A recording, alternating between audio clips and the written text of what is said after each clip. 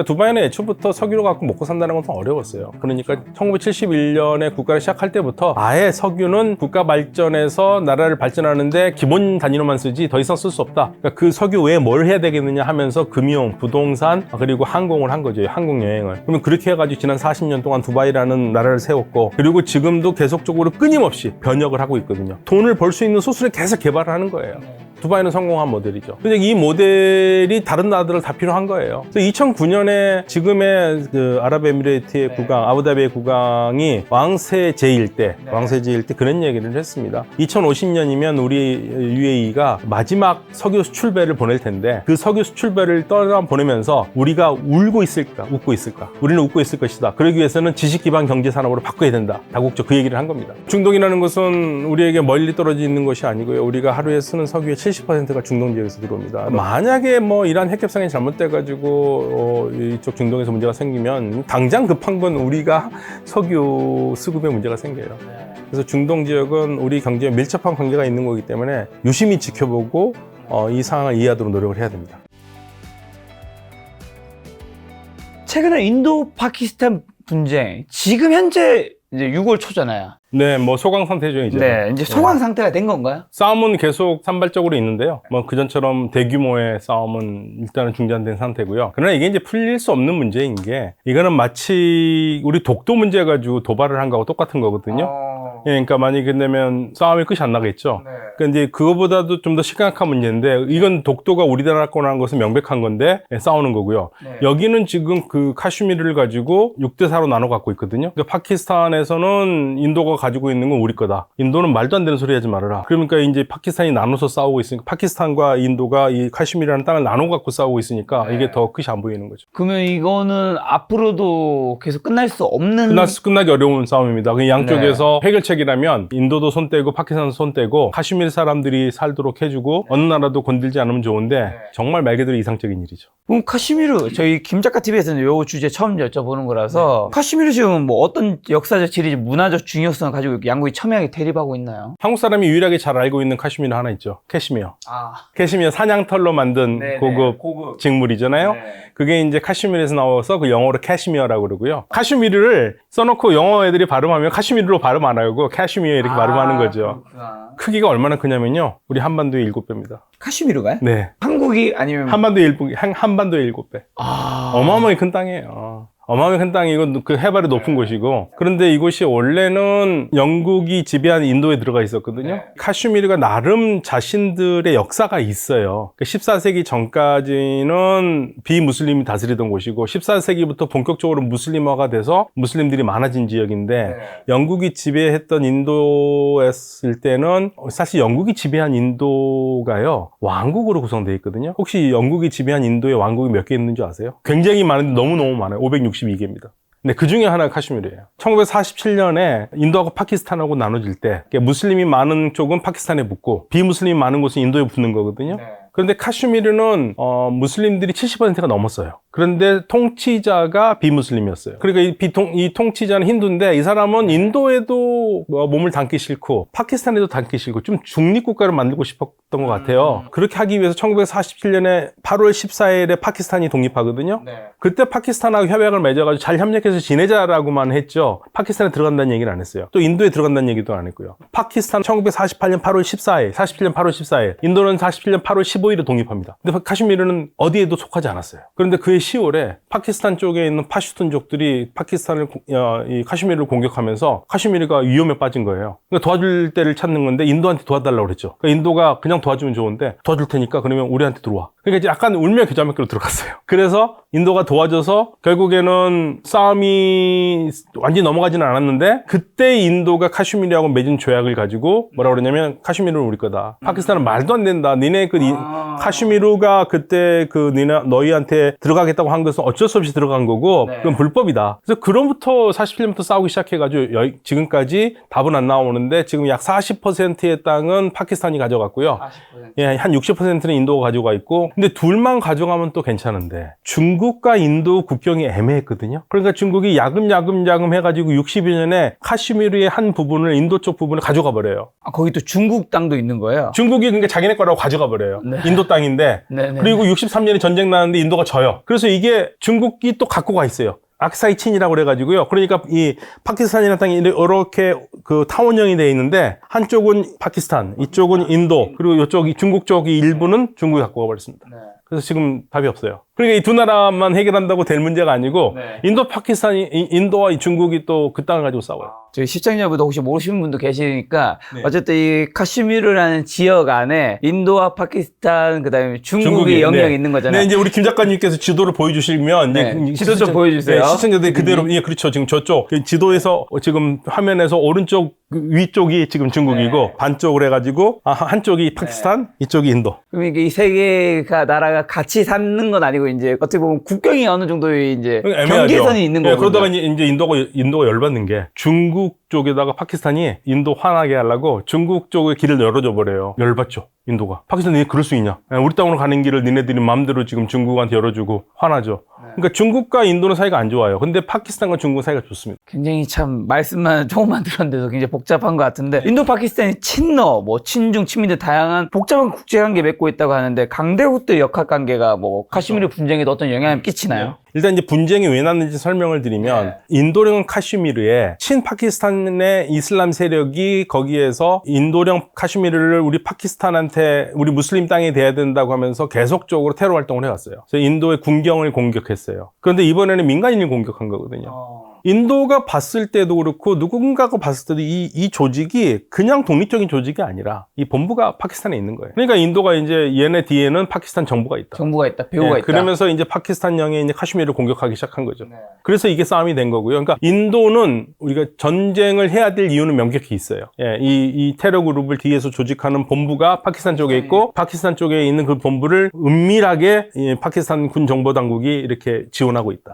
그런데 이 두 나라가 원수인데 너무너무 원수예요. 우리가 뭐 한일 간 사이가 안 좋다는 우리 사실 한일 간은 여기에 비하면 엄청나게 좋아요. 어떻게 보면 한국, 일본은 서로 왕래도 엄청 많이 예, 하고 그러니까 여행도 많이 하고 예, 정치인들끼리는 문제가 있을지 모르겠지만 한국 사람과 일본 사람 사이가 좋잖아요. 여기는 파키스탄, 인도는요 아닙니다. 절대 아닙니다. 이 양쪽 나라는 뭐냐면 서로가 싫어하는 일을 하면 뭐든지 할 수 있는 나라들이에요. 그러면 이들의 동맹국이 있을 거 아니에요. 인도가 가장 믿는 나라가 어딘 줄 아세요? 냉전 시대에는 소련, 지금은 러시아. 그러니까 소련과 러시아는 지금까지 인도가 불편하고 힘든 일을 한 번도 한 적이 없어요. 인도편. 전적으로 나의 사랑은 오직 인도뿐. 파키스탄은 미국이 지원을 많이 했죠. 소련과 아프가니스탄이 싸울 때에도 파키스탄을 지원해서 미국과 사우디아라비아가 파키스탄을 지원해서 파키스탄에서 그 돈을 가지고 아프가니스탄의 반소 전사들을 지원했거든요. 그러니까 미국은 파키스탄을 굉장히 잘 후원을 했었어요. 그런데 이제는 아시다시피 중국과 인도가 사이가 안 좋은 건 다 알고 있고요. 미국은 중국을 막아야 되니까 인도와 미국의 전략적인 이해관계가 맞아떨어지잖아요. 그래서 미국과 인도가 또 손을 잡고 있죠. 중국을 잡기 위해서. 그래서 이번에 사실은 미국이 큰일을 한 거예요. 두 싸움을 말린 거는 미국은 파키스탄도 중요하고 인도도 중요하기 때문에 둘이 니네 싸우면 큰일 나고 또 잘못하면 핵무기를 쓸 수 있는 사람들이거든요. 이 사람들이 너무나 지금 너무 화가 나니까 그것도 맞고. 그래서 미국이 들어줘서 맞긴 했습니다만은 궁극적으로 인도는 미국에 대한 시각이 약간은 불신이 있어요. 예, 왜냐면 아프가니스탄의 탈레반이 장악하기 전에 인도가 미국을 믿고 아프가니스탄에 투자를 많이 했거든요. 그런데 미국이 일절 말도 없이 그냥 나가버렸잖아요. 그러면서 인도가 엄청난 피해를 봤거든요. 미국이 또 그럴 줄 모른다는 생각을 갖고 있기 때문에 미국을 완벽하게 믿지는 않습니다. 네. 말씀하신 대로 인도, 파키스탄 모두 핵 보유국인데 이게 카슈미르 분쟁의 양상을 좀 어떤 변화를 시키고 있으며 우발적 핵 전쟁 발발할 가능성은 근데 우발적 핵 전쟁이 나면 거의 없겠죠? 둘 다 죽어요. 뭐 러시아도 우크라이나한테 쏘진 않았으니까. 네네. 근데 지금 우크라이나하고 러시아는 좀 심각하긴 한데 우크라이나 같은 경우에는 우크라이나가 없잖아요, 핵이. 이게 양쪽이 핵이 있기 때문에 양쪽이 있으니까. 거기서 쓰면은 양쪽 다 못 살죠. 그러니까 인도가 1974년에 핵을 개발했고요. 그로부터 24년 후에 1998년에 파키스탄이 개발을 한 거거든요. 두 나라 사이가 너무 안 좋기 때문에 핵 쓰면 둘 다 공멸입니다. 못 쓸 겁니다. 그러면 인도와 파키스탄은 어느 나라에서 무기를 사와요? 파키스탄은 중국에 많이 받았고요. 인도는 이제 러시아도 받았고, 그다음에 우리나라에서도 이제 중국에 대비하기 위해서 파키스탄의 무기에 대비해서 우리나라 것도 사갔고요. 예, 그래서 여러 나라에서 사오는데 혼재되어 있습니다. 이번에 그 인도가 쓴 무기를 보면은요, 처음에 파키스탄을 때릴 때 보면은 이스라엘제 드론, 러시아제 수호이기 미그기, 그 다음에 프랑스 라팔이 들어와 있었어요. 그걸 다 움직여가지고 파키스탄을 때렸죠. 이제 처음 시작할 때 그냥 무기인제가 뭐냐면, 근데 이게 다 때리고 난 다음에 돌아오지를 못했어요. 그러니까 다 잡혔다는 거죠. 때리는 건 성공했는데 때리고 돌아와야 되잖아요. 근데 다 격추당했다는 얘기예요. 그래서 이제 그때 나온 얘기가 파키스탄이 중국 무기를 사용해서 격추를 했고, 그러니까 중국 무기가 상당히 수준이 올라갔다. 예, 뭐 그런 얘기를 하고 있고, 그다음 프랑스 같은 경우에는 라팔이 떨어진 건 처음이라고 그러거든요. 그러니까 프랑스 같은 경우에는 야, 우리 라팔 비행기가 문제가 아니라 니네 운용의 문제다. 그래가지고 조사단을 보낸다고 보내니까 인도가 화가 났어요. 너 들어오지 마. 하고 못 들어오게 막았습니다. 근데 뭔 소리 하고 있는 거냐 그러면서. 그러니까 인도의 능력을 무시를 했어요. 그러니까 인도가 화가 나죠. 그럼 지금 중국 무기가 굉장히 많이 조금 급부상하고 있는 거겠네요? 근데 거기에 대한 평가가 엇갈려요. 한쪽에서는, 그러니까 사실 전쟁 상태에서는 항상 사실 이번 전쟁을 가장 흥미롭게 본 사람들이 무기 파는 사람들이거든요. 예, 국제관계에서. 그런데 원래 전쟁에서는 정상적으로 얘기를 잘 안 하잖아요. 그래서 한쪽에서는 하나 확실한 거는 이번에 중국 무기가 허수가 아니다 라고 하는 사람이 있는가 하면 아니다. 여전히 중국 무기는 아직까지 국제적인 기준에 못 미친다. 이렇게 한 얘기가 있고 어떤 게 맞는지 모르겠습니다. 솔직히. 네. 그럼 카슈미르 분쟁 해결을 위해서 가장 현실적인 시나리오는 뭐고 현재 불안정 휴전 상태가 지속되는 걸까요? 그러니까 현실적인 시나리오가 양국이 정말 한 발짝씩 물러나가지고 하는 건데 그걸 기대하기는 어려워요. 남북 통일이 더 빠를 겁니다. 예, 만만치 않습니다. 예, 이 카슈미르 문제는요. 앞으로도 또 언제든지 전쟁이 다시 발발할 수 있다는 네, 그럼요. 언제든지. 사실은 상당히 많은 부분에서 인도령 카슈미르에 있는 사람들이 인도의 경제 발전이 굉장히 빠르고, 근데 인도의 경제 발전보다 더 빠른 게 카슈미르의 경제 발전이었거든요. 그러니까 여러모로 조금 그전과는 달리 인도의 경제적인 지원이나 이런 걸 하면서 만족하고 사는 지금 상황들이었었어요. 예, 그렇기 때문에 그전과는 달리 카슈미르 문제가 크게 안 될 거라고 생각했는데 이제 파키스탄이 건드려가지고 지금 문제가 되고 있는 거거든요. 쉽지가 않아요. 인도가 그렇다고 해서 이걸 포기를 하고 카슈미르를 독립을 시킬 거나 그럴 것도 아니고, 독립을 한다 하면 이 카슈미르가 그대로 독립을 유지할 수 있을 거라고도 생각 안 하죠. 왜냐면 파키스탄이 가만두지 않을 거고 또 파키스탄으로 들어가려고 하는 사람들이 분명히 있을 테고, 그렇기 때문에 인도로서도 포기 못 하죠. 근데 파키스탄이 아까 중국 무기 사용한다 말씀하셨잖아요. 네네. 중국에게 뭐 인도는 압박을 가하거나 이런 거 지원하는 것에 대해서 어떤 제재를 지금 할 하거나. 수가 없죠. 왜냐면 양국이 거의 원수 국가인데요. 네. 양쪽 다. 인도는 우리 무기들을 사가지고 쓰고 있어서 굉장히 효과가 좋다고 많이 얘기를 하는데, 근데 우리는 조용히 하는 게 제일 좋죠. 아니, 무기 파는 나라든 조용히 해야 돼요. 주로 한국 무기들은 어떤 것들이? 포죠, 포. 네, 포. 네. K9 같은 K9 거. 자주포. 네, 그게 굉장히 정밀도가 뛰어나고 반동도 좋고 오차도 없고, 그래서 뭐 중국 무기를 압도했다라는 얘기가 많이 나오고 있습니다. 자연스레 K방산 좀 여쭤보려고 하는데, 사우디나 UAE 등 중동 국가들이 K방산에 큰 관심을 보이는 배경은 좀 뭘까요? 그러니까 우리 방산에 관심이 있다기보다는 이들 국가들이 지금 자주국방에 방점이 찍혀 있어요. 그렇죠. 그전에는 무기만 사왔는데 자주국방을 하겠다. 한국처럼. 야, 그러면 이제 무기만 사오는 건 아니겠죠. 자주국방 하려면 자기네들이 만든다는 얘기잖아요. 그렇죠. 기술이전 해달라는 겁니다. 그러니까 사실은 우리가 뭐 어느 나라에다 뭘 팔았다, 사우디에 얼마를 팔았다 할 때 그 가격을 보아야 될 게 아니라 우리가 뭘로 팔았는가를 봐야 돼요. 뭘로? 기술이전이죠. 예, 기술이전 필요해요. 이 나라들은 다 기술이전 얘기하고 있어요. 그래야지 자기들 나라의 자주국방이 가능할 테니까. 그렇죠. 궁극적으로. 무기만 사온다고 해서 되는 건 아니잖아요. 뭐 그렇게 되면 어떻게 되겠습니까? 나중에 시간이 지나면 오히려 우리가 기술 때문에 골치 아플 수도 있죠. 그래서 사실은 이게 양날의 칼이에요. 많이 팔아서 좋은 것 같지만 기술 이전을 한다면 상대 국가가 기술 이전을 해줘도 잘 못 만들면은 좀 안심을 하겠는데, 지금 이제 중동 국가들이 따라오는 속도들이 그런 예전의 중동 국가 아니거든요. 지금도 아직까지 한국에서는 중동 국가들을 좀 무시하는 경향이 있어요. 아예 뭐 가르쳐줘봤자 얘는 못한다. 저는 그렇게 안 봅니다. 이들은 이제는 굉장히 다른 국가가 됐어요. 조심해야 돼요. 이게 자주국방이 미국의 중동 정책 변화랑도 강한 관련이 있는 거겠죠? 그렇죠. 예, 미국이 예전처럼 깊숙이 개입하지 않는다. 그리고 트럼프 대통령도 돈을 주지 않거나, 그러니까 예전처럼 미국은 자유질서를 지키기 위해서 미국이 조금 희생을 하더라도 세계 안전을 했는데, 세계 안전을 미국인이 지켜줘가지고 얻은 게 뭐냐 이거죠. 그래가지고 뭐 어려운 그 무역로를 다 확보를 해가지고 자유스럽게 무역을 하게 했으면, 그러면 그 과실을 미국이 따먹어야 되는데, 그 과실은 전부 다 미국이 아닌 다른 나라들이 따먹으니까 화가 나는 거죠. 예, 그래서 미국은 더 이상 안 한다겠다는 겁니다. 우리에게도 지금 미군에 대한 지원금을 늘리라고 그러고 주한미군 주둔비 늘리라고 그러고 그다음에 너희들이 쓰는 국방비를 뭐 GDP의 5%를 하라 뭐 이런 식으로 나오잖아요. 그게 다 그런 얘기입니다. 지금 이제 이재명 정부가 이제 시작했잖아요. 네. 그 말씀하신 트럼프가 요구하는 주한미군이라든가 국방비 관련된 이런 것들을 좀 어떻게 협상이 될 거라 보세요? 그러니까 이제 보통 일이 아니죠. 그러니까요. 이제 정말 뛰어난 능력을 가지고 우리가 주더라도 받을 게 있으면 되는데 네. 그러니까 저는 기본적으로 그렇게 생각합니다. 예, 협상이라는 것은 서로 주고 받는 거거든요. 많이 주더라도 우리가 또 거기 반대급부로 받을 수 있다면은 괜찮아요. 그런데 일방적으로 주고 아무것도 가져올 수 없는 거라면 그거는 정 바보 같죠. 새 정부가 그걸 잘 할 거라고 기대해 봅니다. 자, 중동 국가들이 방금 말씀하신 무기 구매 시 기술 이전 강력히 네. 요구하고 있는데 이게 우리 기술 유출 위험 이런 것들은 좀 어떻게 관리할 수 있는 건가요? 그러니까 저는 이제 우리나라에서 네. 우리 정부가 수십 년 동안 계속 좀 화가 나는 게 뭐냐면 네. 미국이나 이런 나라들은 특히 미국 같은 경우에는 기술 누출이 되면 그 사람 인생 망합니다. 예, 20년, 30년 감옥에 가요. 근데 우리는 그동안 중국에다가 뭐 기술 유출해도 그 사람들 뭐 한 30년 갖다 그 형 받았다는 사람 들어보셨어요? 저는 한 번도 못 들어봤어요.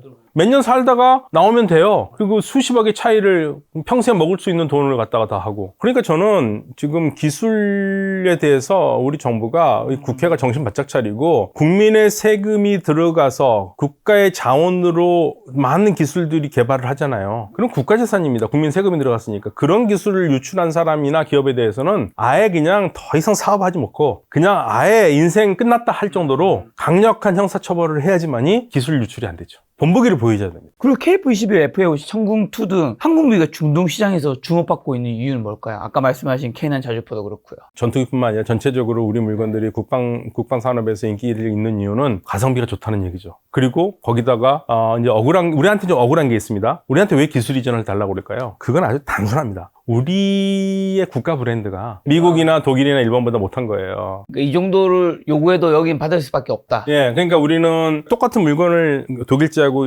한국제가 있다. 그러면 사람들은 독일제를 사겠죠. 그런데 우리는 어떡합니까? 이거를 팔아야 되니까. 분명히 우리가 좋다고 아무리 선전을 해도 상대방이 인정하기가 어려워요. 왜냐면 독일이라는 이름값이 있고 한국이라는 이름값이 있잖아요. 제가 우리 학생들한테 항상 하는 얘기가 있습니다. 차가 두 대가 있다. 가격은 같다. 하나는 독일제고 하나는 중국제다. 그런데 모든 자동차 평론가가 이 중국제가 모든 면에서 낫다고 한다. 어떤 거 살래? 독일제 산다니까요. 그게 국가 브랜드예요. 그게 우리하고 똑같은 거예요. 그럼 우리는 하나로 팔기 위해서는 상대방이 원하는 걸 해줘야 되는 거고. 기술 이전이 모든 나라에 해당되는 게 아니군요. 그렇죠. 기술 이전. 안 해줘요, 독일은. 그런 나라는 안 해줍니다. 그래서 제가 우리 인공위성 사업할 때 그랬어요. 인공위성 사업할 때 UAE가 일본한테 요청을 했어요. 근데 일본하고 하려고 그랬는데 일본하고 안 했습니다. 이건 UAE의 맘입니다. UAE 사람들이 일본한테 그랬어요. 왜 우리가 니네들하고 안 했는 줄 아니? 니네 기술 이전 안 해준다고 그랬다. 근데 한국이 한다니까 한국 기술 이전을 해준다고 그러더라고요. 그래서 우리가 한국하고 했다. 그래서 우리나라 기술 이전을 받아가지고 인공위성을 만들었어요. 그런데 그 사람들이 아주 공개적으로 뭐라고 그러냐면 우리가 만든 인공위성은 70%는 한국 기술, 30%는 UAE 기술을 만들었다고 그랬어요. 그렇게 만들어서 성공했거든요. 그 다음에 어떻게 합니까? 그 기술을 가지고 이 사람들 나사랑 합니다. 그래서 우주사람이 발전해요. 그러니까 이제 우리보다 또 뛰어넘는 거죠. 한국은 뭔가 약간 팽당한 기분. 그러니까 이게 지금 우리 물건이 요구를 할 때는 한국이 기술 이전을 해줄 거라는 믿음이 있고 그렇게 안 하면 안 하겠다는 거고 우리는 팔기 위해서 그걸 하는 거고. 뭐 어떻게 해야 되는 거예요? 그러니까 이제 우리가 잘 단속을 해야죠. 중동 가고 할 때 우리 기업들이 생각해야 되는 건데 중동은 분명히 기술 이전을 해달라고 그러는데 우리가 5개 갖고 있으면 우리는 1개 정도 주려고 그러는데 그건 2개 달라고 그럴 거 아닙니까? 그걸 어떻게 해야 될 것인가 고민해야 되고 정부가 이제 그런 걸 우리 기업을 보호를 해야 되는 거죠. 적은 K방산 수출 시 특히 아랍 국가랑 이란 간 잠재적 갈등 사안들을 고려할 때 한국 정부나 기업이 가져야 할 외교적 윤리적 자세는 좀 뭘까요? 어차피 안 팔 건 아니잖아요. 조용히 지도새도 모르게 굳이 우리 말로 판다고 할 필요 없습니다. 어차피 뭐 상다른 사람들이 다 얘기할 거고. 예. 그런데 이제 이게 공격용 무기일 때는 좀 불편한 게 많아요. 이 방어용 무기는 할 말이 있는데 공격용 무기는 최근에 이제 이란 인사가 그런 얘기 했습니다. 이제 이란이라고 얘기는 안 하고요. 한국이 많은 무기 시장을 파는데 좀 생각해 봐야 되지 않겠느냐. 그 무기로 공격을 받는 나라들 입장에서는 한국이라는 나라가 굉장히 못된 나라다. 한국이라는 이미지가 있을 거 아니냐. 그거 좀 잘 생각해 보라고 그런 얘기를 충고를 하더라고요. 예, 이란의 고위 인사가 그런 얘기를 했습니다. 예, 안 팔 수는 없지만 그래서 저희는 항상 상대방 무기 판매할 때는 조용히 지도세도 모르게 그렇게 해야 됩니다. 트럼프 행정부의 중동 정책 변화와 전망도 여쭤보려고 하는데 지난해 중동 순방했잖아요. 네. 사우디, 카타르, UAE 갔는데 성과와 의제는 뭐고 특히 시리아 제재 해제 결정은 어떤 변경에서 이루어진 걸까요? 사실은 이제 먼저 그 아랍 국가에 갔었을 때문에 가장 큰 소득은 그 트럼프 대통령이 역대 미국 대통령과는 상당히 다르게 아랍 국가의 선생으로 가지 않았어요. 그러니까 미국 역대 대통령들이 꼭 아랍 국가 가지고 훈계하는 발언을 했어요. 뭐 이거는 뭐 어떻게 되냐, 민주주의 뭐 이렇게 해야 되냐 이런 식으로 했어요. 특히 바이든 같은 경우에는 뭐 무함마드 빈 살만에 대해서 계속 만나기 전도 욕도 많이 했고요. 예. 그런데 이번에 트럼프는 가가지고 정말 실용적으로 나는 아랍 국가 가르치러 온 거 아니다. 아랍 국가하고 좋은 관계 맺으러 왔고 지금 아랍 국가들이 발전한 거 보면 아랍식으로 너무 잘했다. 훌륭하다. 그래가지고 이 트럼프를 바라보는 눈이 다 뿅뿅뿅 사랑의 하트가 생겼어요. 아, 얘 진짜 뭐 안 해. 우리가 원하는 말을 하네. 예, 그러면서 아랍 국가와 같이 간다. 역시 비즈니스맨. 예, 비즈니스맨이고요. 근데 저는 이제 이스라엘이 불편하게 생각할 줄 알았거든요. 네. 근데 이스라엘에서 무슨 얘기가 나오냐면, 야, 트럼프가 비록 우리가 네타냐후 총리가 이스라엘 왜 방문 안 하느냐, 이스라엘 방문해달라. 그렇게 했는데도 그거를 굳이 모른 채 하고 갔기 때문에 저는 이스라엘이 그냥 불편하다고 생각했거든요. 근데 그게 아니라 이스라엘에서는 미국이 이제 다시 중동으로 돌아오는구나. 아랍 국가들과 저렇게 열심히 여러 가지를 하는 거 보니까 그래서 안심을 한대요. 미국이 다시 중동에 돌아온다. 그동안 떠났을 거라고 생각했는데 그렇게 되면 이스라엘에서 나쁘지 않다 이거죠. 중동에 들어온 게 이스라엘은 왜 나쁘지 않나요? 어차피 들어오면 이스라엘을 미국이 버리진 않을 거니까. 이스라엘과 뭔가를 계속 할 거니까. 그래서 이스라엘 쪽에서는 오히려 네타냐후 쪽에서는 이스라엘 안 온 거에 대해서 불만을 품었는데 이스라엘의 전문가들은 미국이 다시 중동에 개입한다는 얘기고 그건 우리 이스라엘로서는 좋다. 왜냐하면 미국이 중동을 중요시 생각한다는 거니까. 미국이 시리아 제재를 해제하면서 얻는 이익, 아랍 국가들 시리아를 포용하려면 그럼 진짜 아랍 국가들이 시리아를 포용하려는 이유는 사실은 말은 안 하지만 그동안 불문율처럼 있는 거죠. 이란의 영향력을 제거하는 겁니다. 그러니까 아랍 국가들이 제일 불편했던 게 이거예요. 시리아나 이라크는 전부 다 아랍 국가들이거든요. 아랍어를 쓰는 국가입니다. 이란은 아랍어를 쓰는 국가가 아니에요. 그런데 그동안 아시다시피 시리아에서 이란의 영향력이 얼마나 컸습니까?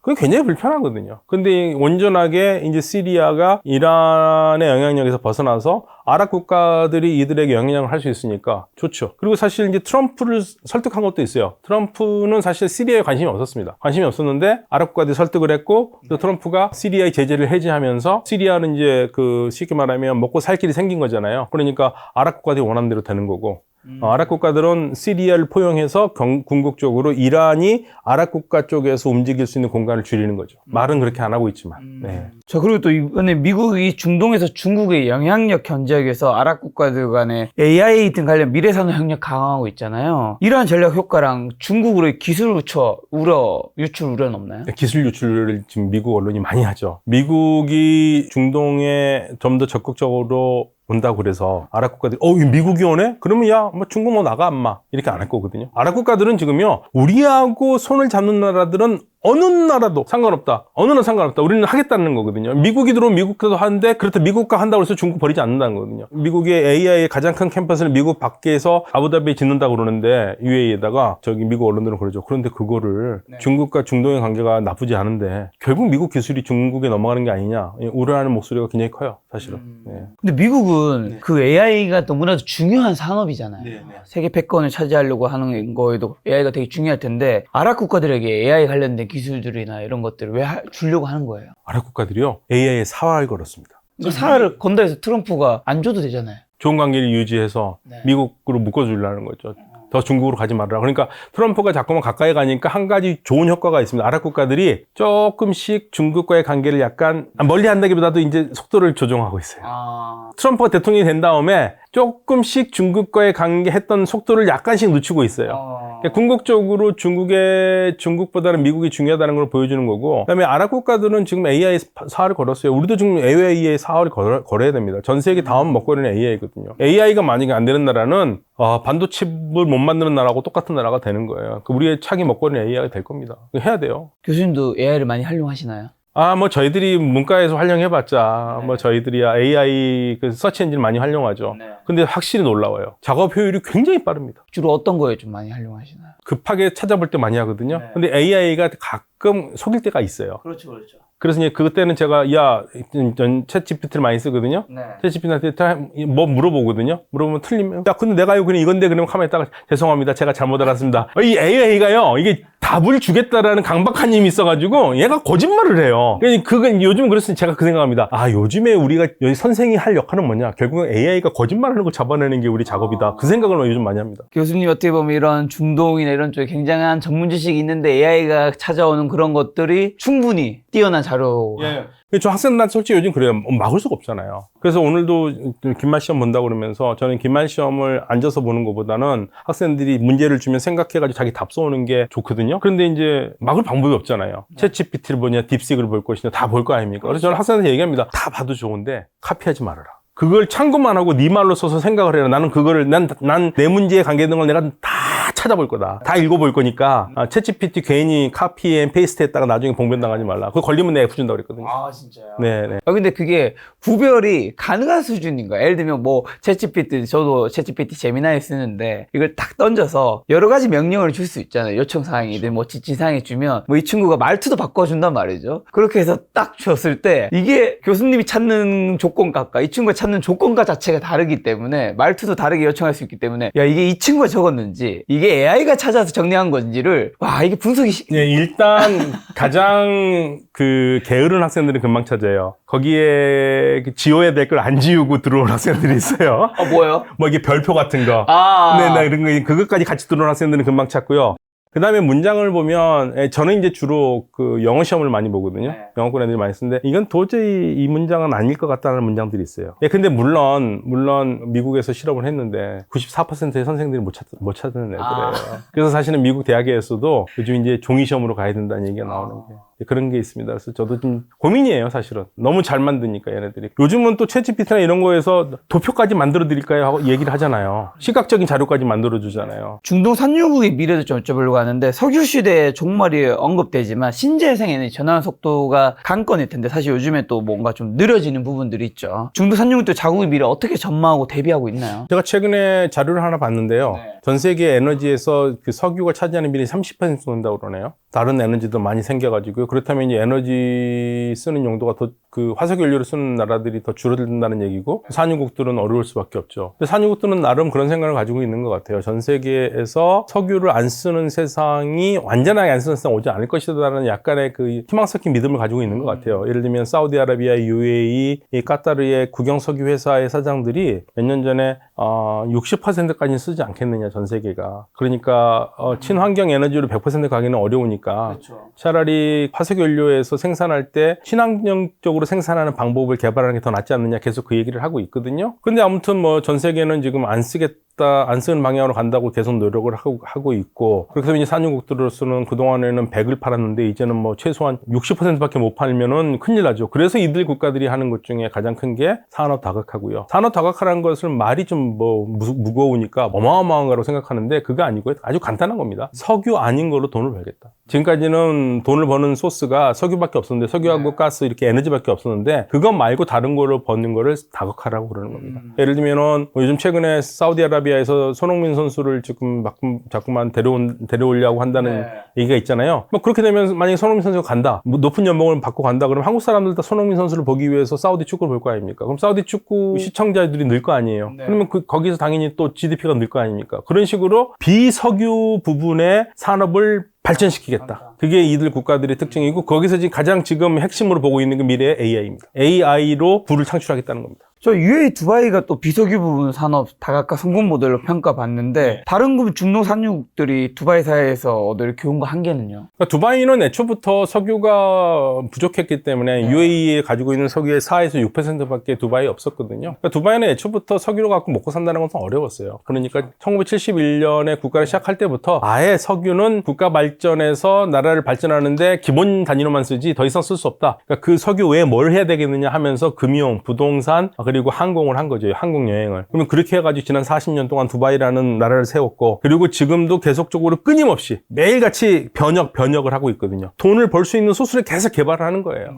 기가 막힌 걸 만들어내고 있고. 그래서 두바이는 성공한 모델이죠. 근데 이 모델이 다른 나라들 다 필요한 거예요. 사실은 막말로 해가지고 무함마드 빈 살만이 네온 프로젝트를 할 때도 많은 기자들이 그런 질문을 했습니다. 당신 지금 두바이처럼 하려는 게 아니냐. 근데 사실 자존심 상하죠. 자존심 상하는 겁니다. 그렇죠. 예, 그러니까 무함마드 빈 살만이 야 두바이를 뺏기려는 게 아니다. 우리는 두바이가 보여주지 못한 걸 하겠다 하면서 어마어마한 그 프로젝트를 내놨었잖아요. 근데 이제 이런 프로젝트가 가려면 석유값이 받쳐줘야죠, 당분간은. 근데 지금 유가가 뭐 $60대로 떨어지고 있으니까 그러면 이제 사업을 줄일 수밖에 없고 그래서 계속 지금 사업을 축소하고 있는 겁니다. 가장 기본적인 것만 할 수밖에 없는 상황이 됐어요. 말씀하신 대로 사우디의 네온시티 프로젝트가 최근 규모 축소 등 현실적인 어려움에 직면했다는데 이 성공 과제랑 국제 유가 변동은 밀접한 관련이 있는 거네요. 그렇죠. 왜냐하면 사우디아라비아 같은 경우에는 그러니까 모든 국가들이요, 이 산유국들은 내년 예산을 세울 때 예상 유가를 만든 다음에 예상 유가 얼마에 기존한 것이다 얘기를 하거든요. 예를 들면 카타르 같은 경우에 가장 솔직하게 얘기하는데 카타르는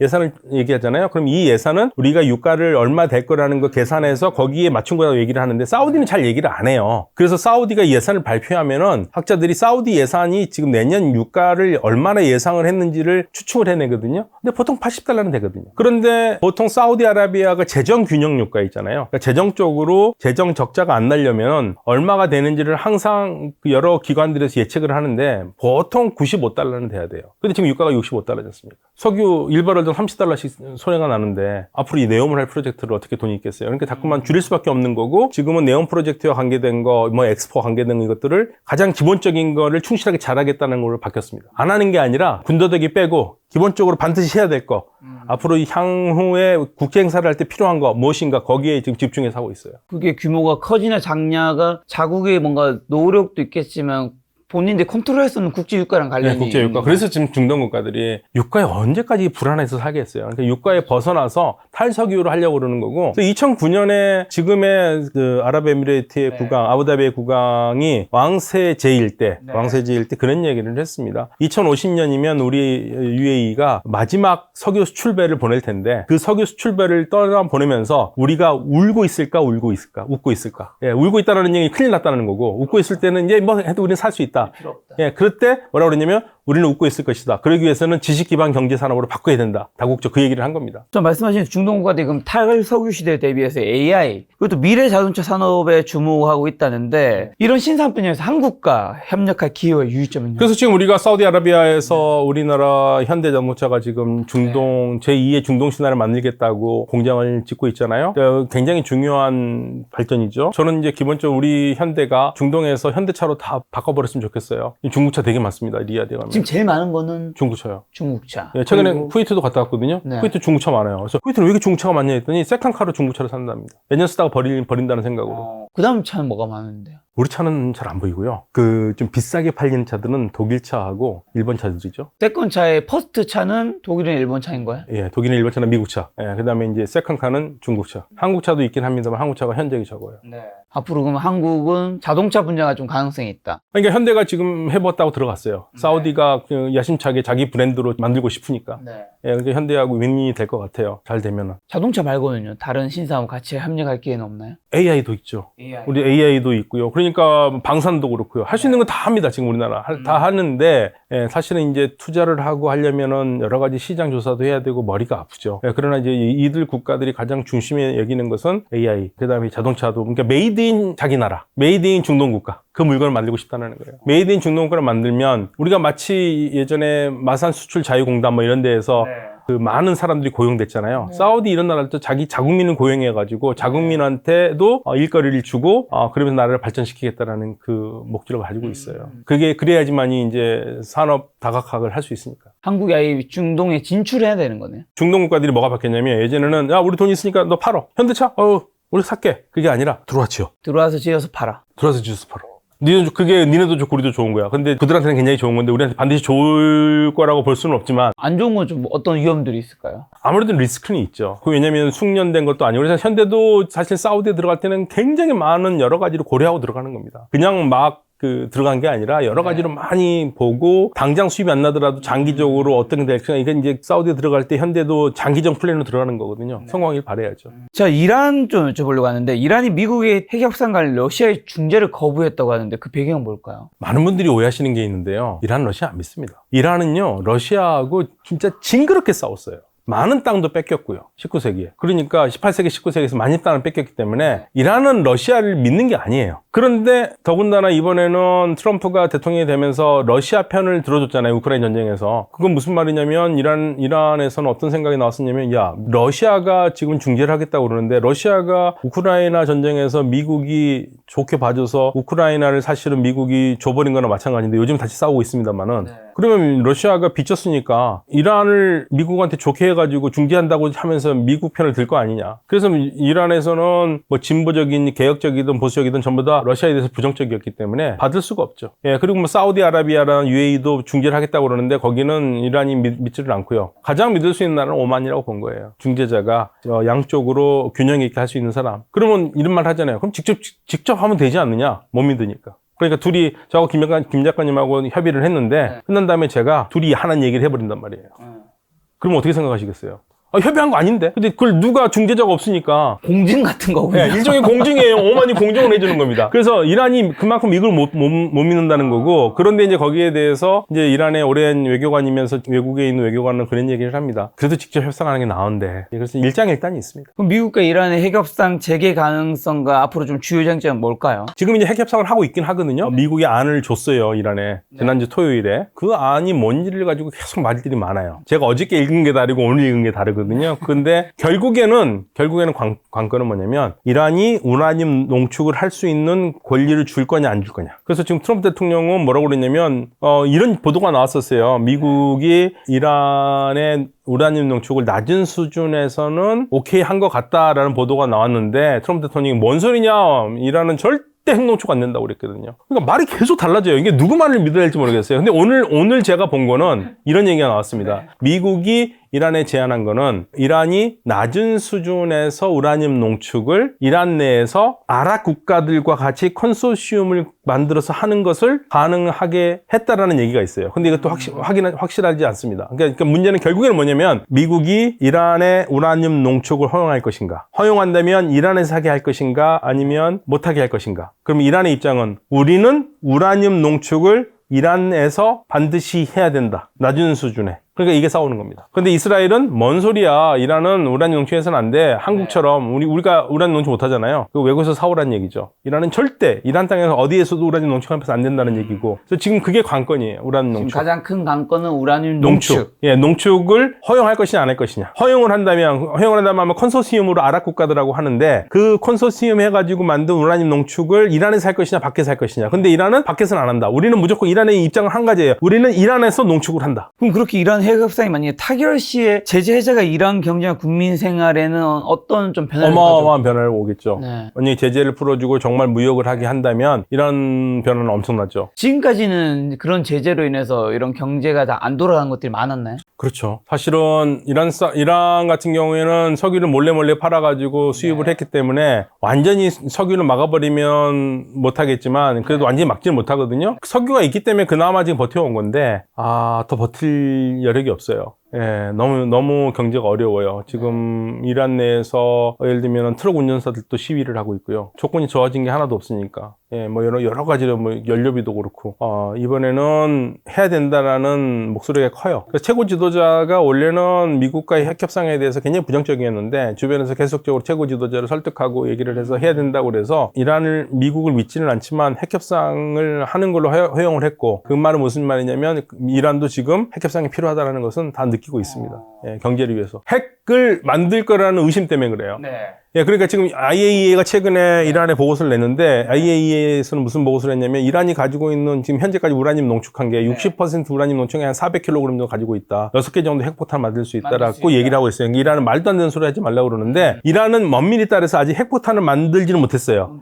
예, 근데 핵포탄을 만들 수 있는 능력을 가지고 있다라는 얘기죠. 예, 그러니까 이란은 계속 그거를 보여주고 싶어 해요. 근데 주변 국가들은 무서워하죠. 미국은 이란이 핵을 가지면 도미노가 일어날 거기 때문에 못하게 하는 거고. 근데 이란은 이런 얘기를 하죠. 우리는 핵은 안 맞는다. 평화적인 핵 발전할 거다. 그러면 이제 주변 국가들이 야, 평화로운 핵 발전하는 국가가 왜 농축을 하는데 이 얘기를 하고 있고요. 그럼 이란은 야, 우리는 평화적인 농축을 하고 그거는 전기 개발을 위한 거야. 그런데 그거를 안 하면 되지 않아. 아니야. 그거는 IAEA에 속한 NPT 체제에 있는 국가들의 그거는 권리야. 주권 국가의 권리야. 그렇게 얘기를 하고 있거든요. 그러니까 이란은 하겠다는 거고. 근데 그러면 이란은 왜 이걸 고집하느냐? 핵 협정을 만약에 성공을 하잖아요. 그런데 갑자기 또 미국이 2018년처럼 핵 협정해보니까 이상해 하고 난 나갈래 하고 일방적으로 나가면 그거 어떻게 하냐 이거죠. 그래서 이란은 그런 걸 대비해서라도 핵 농축은 이란 내에서 해야 되고, 그 다음에 이란이 궁극적으로 생각하는 가장 이상적인 국가는 일본입니다. 일본은 핵폭탄을 만들지는 않지만 만들려고 맘만 먹으면 언제든 만들 수 있잖아요. 예, 이란이 그런 나라가 되겠다는 거. 이란이 지금 이런 우라늄 농축하고 있는 이런 것들 때문에 제재를 받고 있는 거예요. 예. 그러면 여기서 궁금한 거는 방금 전에 일본은 이미 그런 것들을 다 갖추고 있잖아요.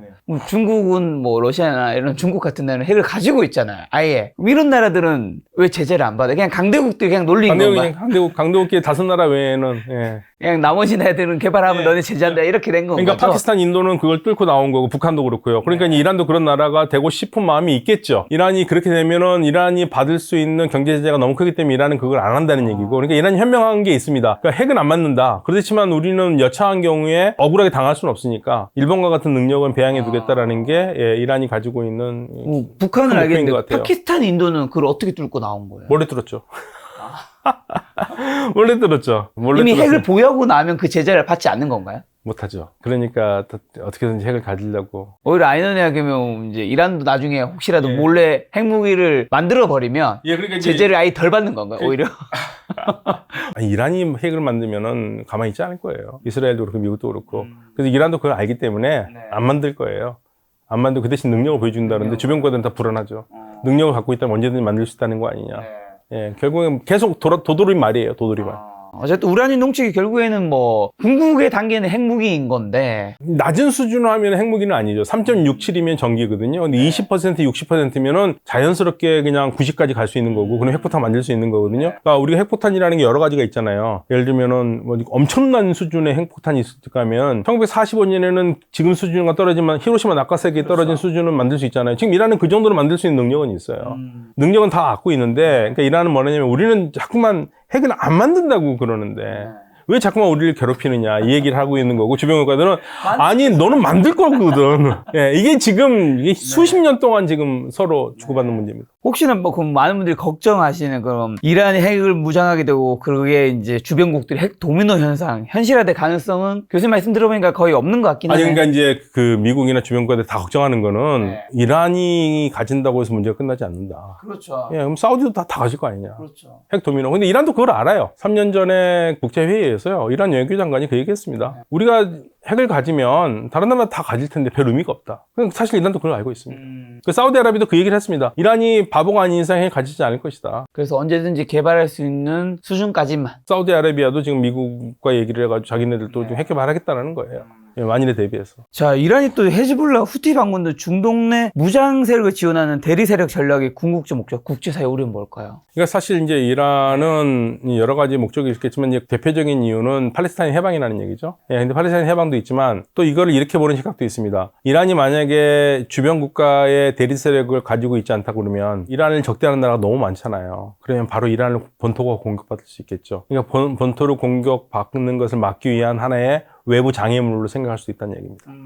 이들 대리 세력들이 이란의 요청대로 움직여주면서 이란의 공격을 직접 못하도록 산발적으로 시각을 돌려주는 역할을 한다 이거죠. 이게 중동 문제가 되게 복잡한데 또 그들 나라 입장에서 생각해보면 이 약간 이유가 있긴 예, 성과 악을로 보는 게 아니고 흑백으로 보는 게 아니라 그 나라의 입장에서 한번 생각을 해봅니다. 이스라엘도 가자한테 공격하는 것만 욕하는 게 아니라 왜 이스라엘 입장에서는 왜 저렇게 해야 되는가도 생각을 해봐야 되는 거고, 그렇지 않으면 이 문제가 안 풀려요. 이란도 마찬가지입니다. 자, 트르키에도 여쭤보려고 하는데 트르키에가 러우 전쟁에서 러시아의 협력과 견제를 병행하는 이중적 태도를 보이고 있다고 하는데 실제로 어떻게 하고 있는 거며 그런 태도를 보이는 이유랑 어떤 실리를 추구하려고 하나요? 튀르키예가 노련하죠. 튀르키예가 일단 지금 가장 성공한 거는 시리아를 후원해서요. 시리아 반군이 정권을 잡는 데 결정적인 역할을 한 게 튀르키예입니다. 그래서 튀르키예는 시리아 쪽으로 한 꿈이던, 시리아를 사실은 이제 좀 아주 나쁘게 얘기하면 튀르키예는 시리아를 위성 국가로 만들고 싶어 해요. 자국의 안정과 자국의 영향력을 하기 위해서. 그렇기 때문에 반군이 정권을 잡는 데 성공하는 데 만들어줬거든요. 그러다 보니까 러시아도 마찬가지예요. 러시아도 튀르키예가 사이가 좋으면서도 또 러시아 러우 전쟁에서는 튀르키예는 우크라이나를 지원하거든요. 튀르키예는 우크라이나 지원해요? 네. 러시아랑 사이가 좋다면서요? 그러니까 지도자끼리 사이가 괜찮아요.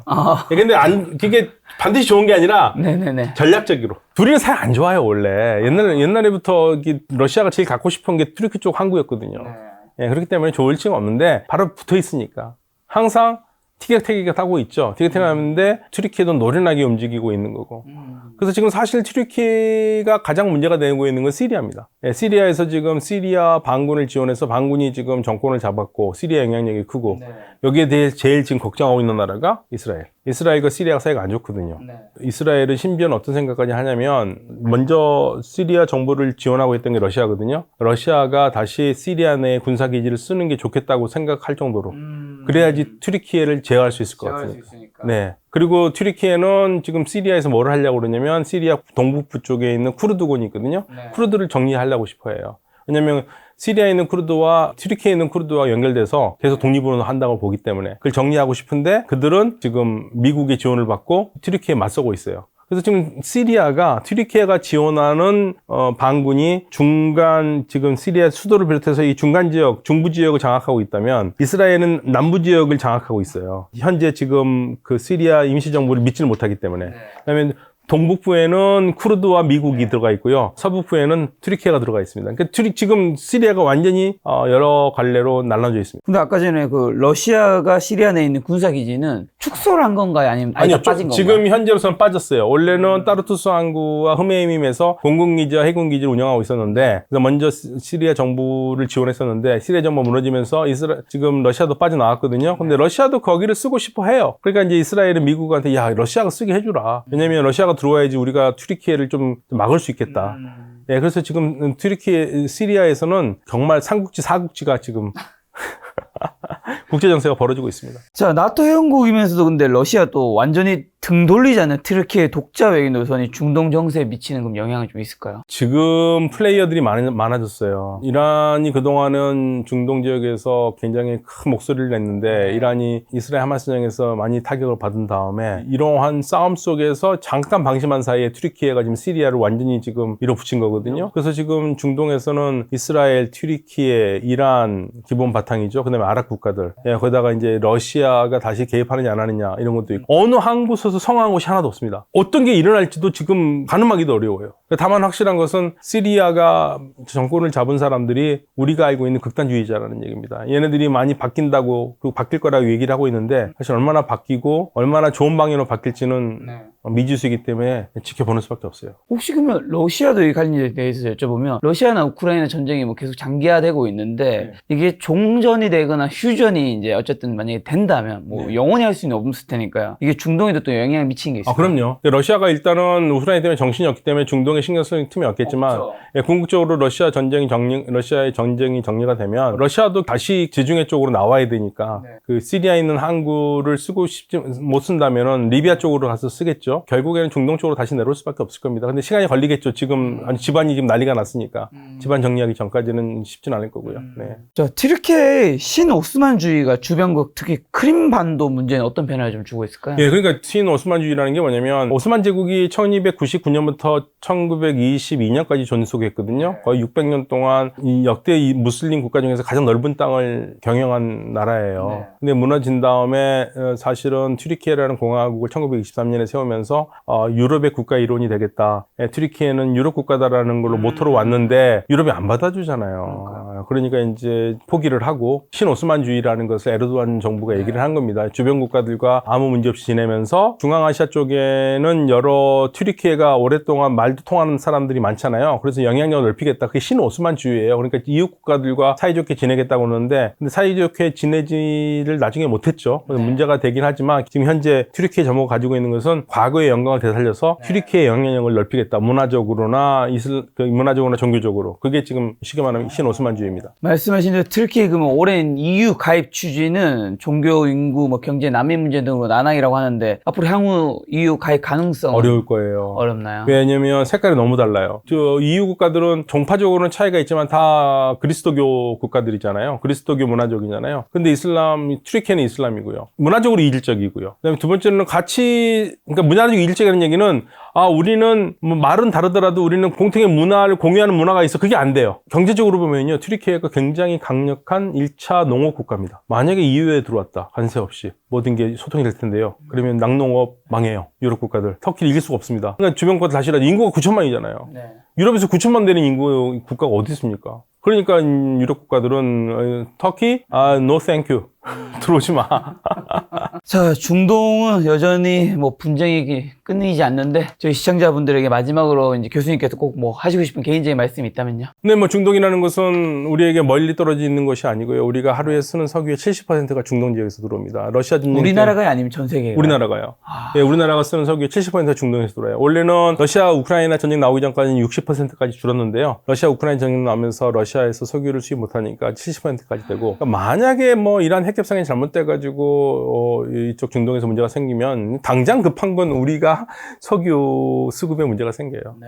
그래서 중동 지역은 우리 경제에 밀접한 관계가 있는 거기 때문에 유심히 지켜보고 이 상황을 이해하도록 노력을 해야 됩니다. 알겠습니다. 그 상황을 이해하는데 다음번에 또 중동 콘텐츠, 중동 이슈가 생기면 교수님 모시고 좋은 이야기 들어보도록 하겠습니다. 올만 여사님은 박현우 교수님이었습니다. 지금까지 소중한 시간 함께해 주셔서 정말 감사합니다. 오늘도 감사합니다. 김 작가였습니다. 고생 많으셨습니다. 네, 감사합니다.